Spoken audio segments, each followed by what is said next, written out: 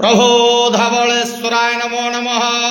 दीपं यदि परं ब्रह्म दीपं यदि जनार्दनः दीपाहरत मे पापो पूजा दीप नमस्तुते।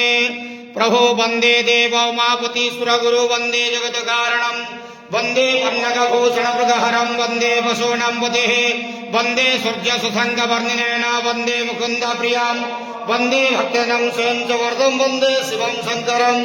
महाप्रभु धवलेश्वराय नमो नमः। संसार सुखी रखंतु। आज शुभ रविवार रे समस्त श्रद्धालु भक्त मानक श्रीपद करंतु।